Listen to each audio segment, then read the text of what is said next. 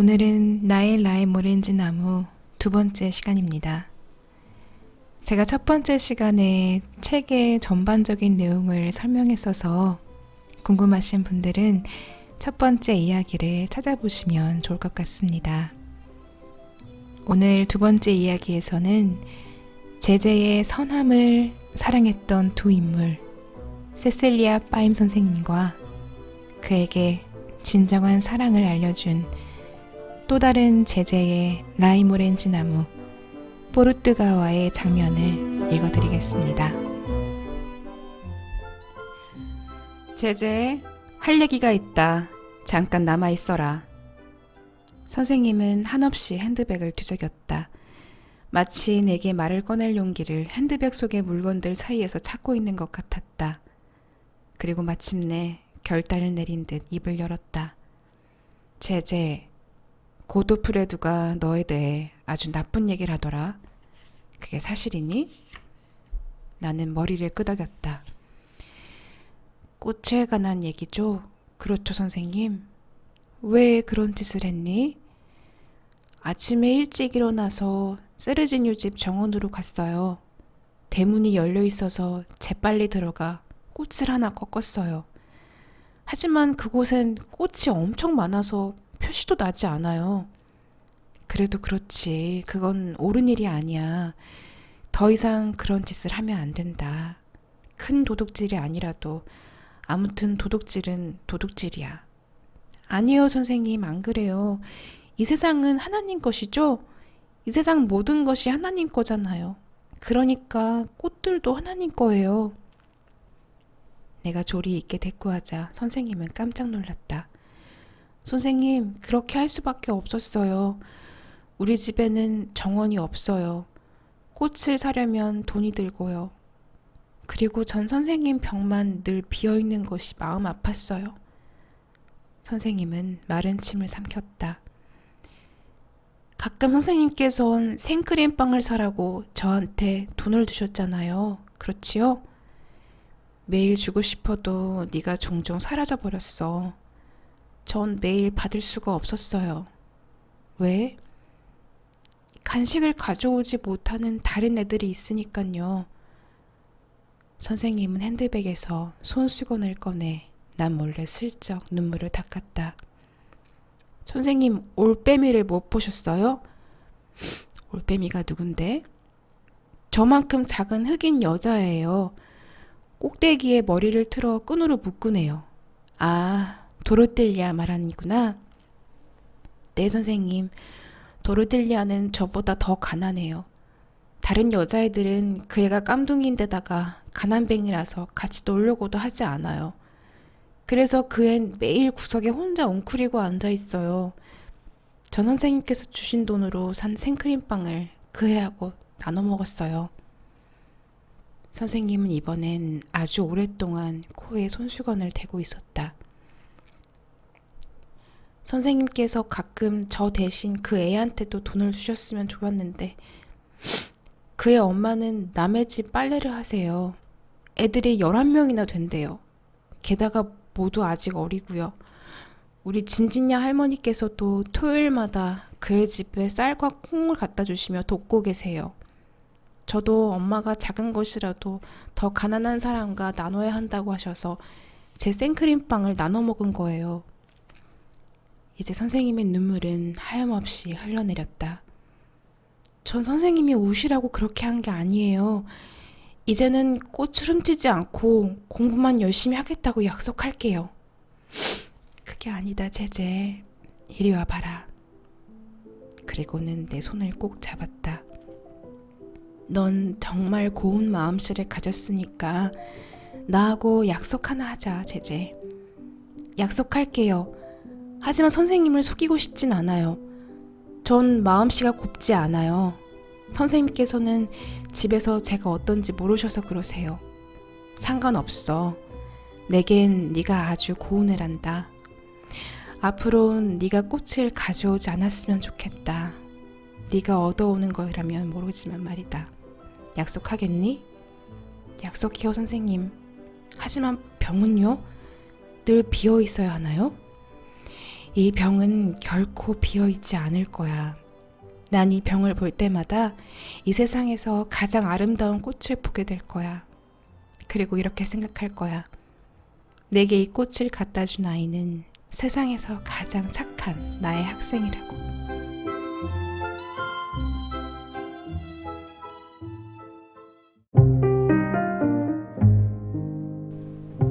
우리는 아름다운 길을 따라 달렸다. 포장도 안 된 좁은 길이었지만 길가의 나무와 풀밭은 아름다웠다. 밝은 태양과 맑게 갠 푸른 하늘은 말할 것도 없었다. 진지냐 할머니가 언젠가 기쁨은 마음속에 빛나는 태양이라고 말한 적이 있다. 그리고 그 태양이 모든 것을 행복으로 비춰준다고 했다. 그게 사실이라면 내 마음속의 태양이 모든 것을 아름답게 비춰주고 있는지도 몰랐다. 차가 아주 천천히 달리는 동안 우리는 많은 이야기를 나누었다.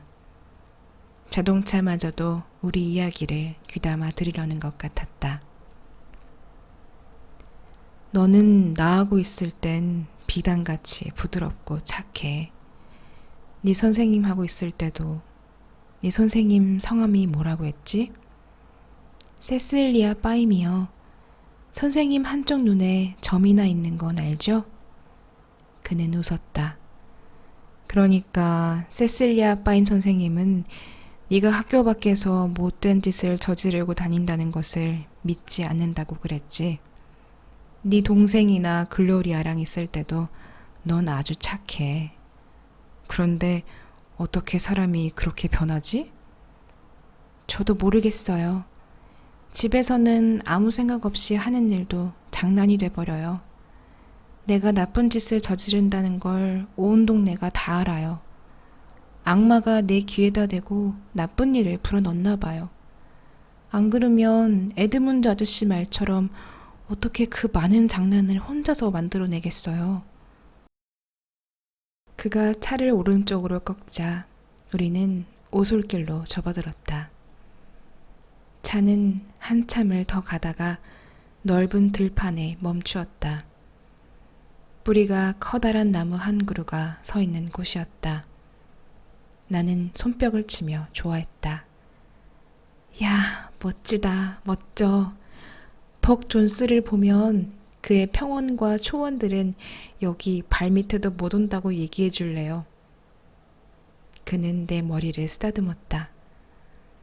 늘 이런 너의 모습을 보고 싶어. 멋진 꿈만 꾸고 머리에 잡생강들이랑 다 잊어라. 우리는 차에서 내렸다. 나는 그를 도와 나무 그늘까지 짐을 날랐다. 여기에 늘 혼자 오세요, 포르투가? 거의 언제나. 봐라, 나한테도 나무가 있다. 이 나무 이름은 뭐예요, 포르투가? 이렇게 큰 나무는 세례도 줘야 한다는데? 그는 생각해보고 웃더니 다시 또 생각했다. 이건 비밀인데 너한테만 얘기해줄게. 이 나무 이름은 까를로타 여왕이야. 이 나무도 당신한테 말을 해요? 말은 안 해. 왜냐면 여왕은 자기 신하랑은 직접 얘기하지 않거든. 난 언제나 폐하라고 불러. 신하가 뭐예요? 여왕이 명하는 대로 복종하는 사람이지. 그럼 전 당신의 신하인가요? 그가 아주 호탕한 웃음을 터뜨리는 바람에 그 입김에 풀밭이 흔들릴 정도였다. 아니야, 난 왕이 아니고 난 누구한테 명령도 안 해. 난 언제나 너한테 부탁만 하잖아. 하지만 당신은 왕이 될 수 있어요. 왕이 가진 모든 것을 가졌으니까요. 왕들도 당신처럼 뚱뚱해요. 트럼프에 있는 하트, 스페이드, 클로버, 다이아몬드 왕처럼 모든 왕들은 당신처럼 멋져요, 포르투가. 자, 이제 좀 서두르자. 이렇게 얘기가 길어지다간 낚시는 해보지도 못하겠다. 나는 앉아있는 그를 남겨둔 채 홀로 마음껏 활개치며 세상을 발견하러 나섰다. 얼마나 아름다운 강이었는지 모른다. 나는 물에 발을 담그고 한때의 두꺼비들이 물살 속에서 이리저리 뛰어다니는 것을 보았다. 모래와 조약돌과 두둥실 떠내려가는 잎들을 보았다. 문득 글로리아 누나가 생각났다. 글로리아 누나 말이 옳았다. 이런 것들이 세상에서 가장 아름다운 것이었다. 나는 진정한 삶을 노래하는 시를 보았다고 누나에게 말할 수 없는 것이 안타까웠다. 진정으로 삶을 노래하는 시는 꽃이 아니라 물 위에 떨어져 바다로 떠내려가는 수많은 이파리들과 같은 것이었다. 이 강도 바다로 흐르는 걸까? 포르투가에게 물어볼까? 아니야, 괜히 낚시에 방해만 될 거야. 겨우 송사리 2마리밖에 잡지 못했다. 낚시를 했다고 말하기가 조금 부끄러웠다. 해는 이미 하늘 높이 떠 있었다.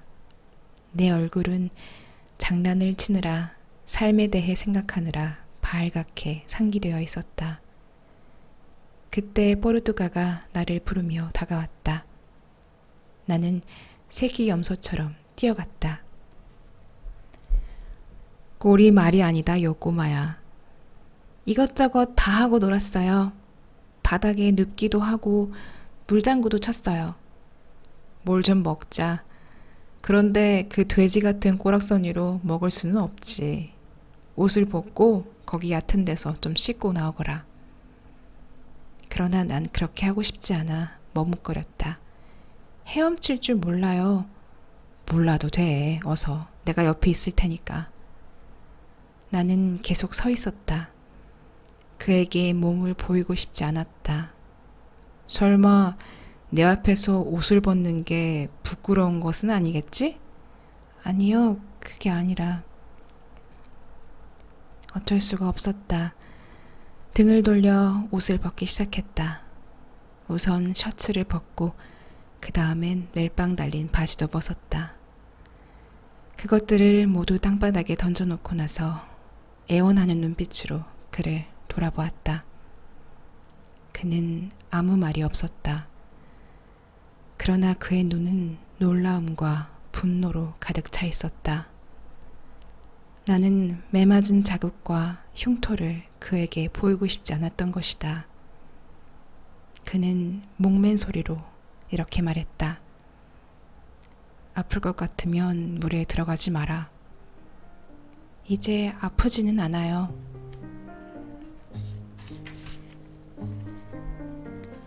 우리는 계란, 바나나, 소세지, 빵, 그리고 바나나로 만든 작은 케이크를 먹었다. 전부 내가 좋아하는 것들이었다. 우리는 강에서 물을 마시고 까를로따 여왕 밑으로 돌아왔다. Little one I see, tender spirit struggling. Little one I see, say